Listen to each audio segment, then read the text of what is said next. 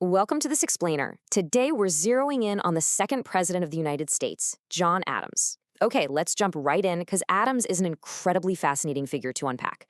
I mean, here's a guy who possessed an absolutely brilliant mind and was completely essential to the founding of the nation. Yet, remarkably, he ended up becoming one of history's most disliked American figures. It's a massive contradiction, and in this explainer, we're going to break down exactly how and why that happened. Just picture this. You finally won the highest office in the land, the presidency, only to find out that your absolute fiercest political rival is now legally mandated to be your vice president. It sounds like a script for some crazy political drama, right? But no, this was the actual reality for John Adams. Today we're going to explore the bizarre constitutional roles of the time, the deep paradoxes of his character, and the early national divides that completely defined his incredibly unique time in office. Section 1. The Man of Firsts. So before we get into the juicy controversies, we have to establish his historical footprint. John Adams wasn't just some placeholder. He achieved major foundational milestones, starting with serving as the second president of the United States. His term officially ran from March 4th, 1797 to March 4th, 1801. He had the seriously unenviable task of being the very first person to follow in the monumental footsteps of George Washington. He was also quite literally a trailblazer, as the very first president to ever reside in the White House. While Washington oversaw its initial planning, it was Adams who actually first walked its halls as commander-in-chief. He occupied the presidential office, which, we notably refer to today as the Oval Office, a name derived directly from its unique egg-like shape. There was also a massive shift in the political structure during his tenure. George Washington, his predecessor, was fiercely independent and actually warned everyone against political factions. But Adams, he was the very first president elected under a specific political party banner. He ran as a representative of the Federalist Party. This was a monumental shift in how the young American democracy functioned, really marking the true beginning of partisan presidential politics. Section 2. Opponent as vice president. Okay, so because of how the laws were written back then, Adams' narrow election victory over Thomas Jefferson led to a spectacularly strange situation in the executive branch. Under the original rules of the U.S. Constitution, presidential elections worked like this. Step 1, you hold the election. Step 2, the candidate who secures the most votes becomes the president. Simple enough, right? But then there's step 3, the runner-up. The person who came in second place automatically became the vice president.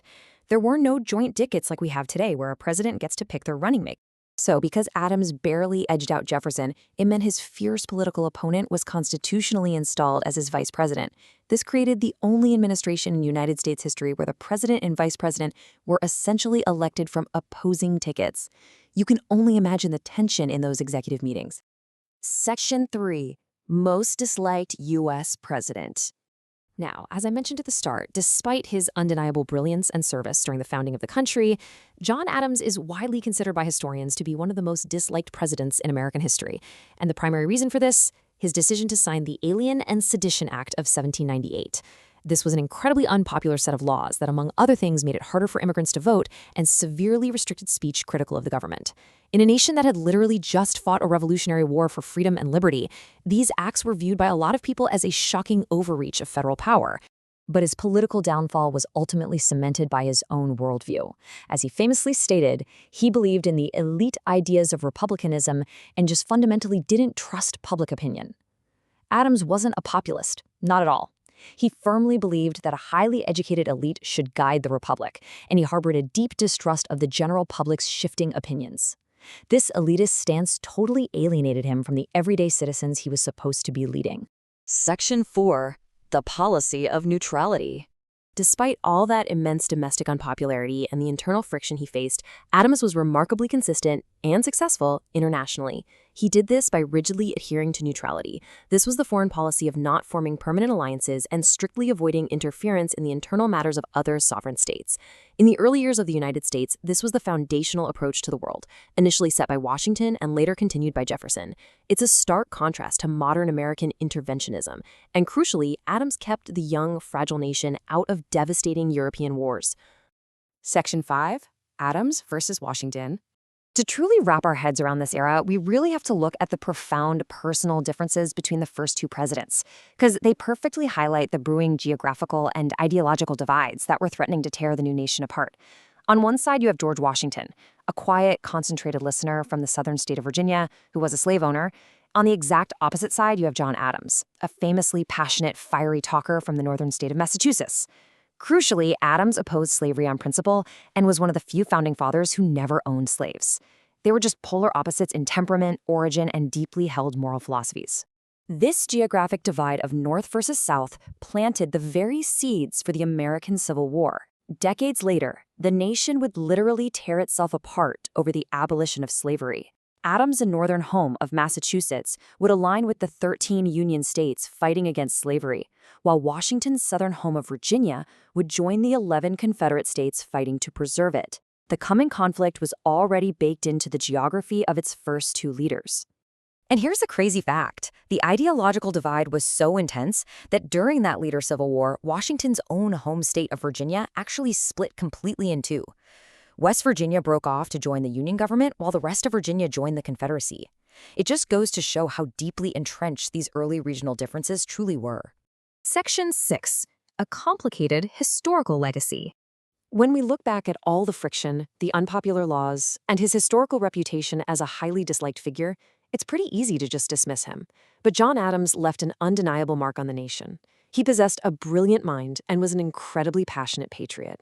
Long before his presidency, he was a vital leader in the Continental Congress, pushing forcefully for independence. He served as a crucially important diplomatic figure overseas when the young country desperately needed allies. And his legacy extended far beyond his own life. He was the father to the 6th U.S. President, John Quincy Adams, establishing one of America's first great political dynasties. Just looking at his timeline, from his birth in 1735 to his pivotal first meeting with George Washington at the First Continental Congress in 1774, to assuming the massive burden of the presidency in 1797, all the way to his passing in 1826, we are looking at a life that was completely dedicated from beginning to end to the American project. So, after breaking down all the complex elements of his life, I want to leave you with this final provocative thought. Was John Adams truly a bad president, or was he simply a brilliant, principled pioneer who was caught trying to navigate the impossible transitional contradictions of a deeply divided, newborn nation? It's a debate historians are still having today, and I hope this explainer has given you the structured context to form your own conclusion. Keep exploring, keep questioning, and thank you so much for joining me to unpack the paradox of John Adams.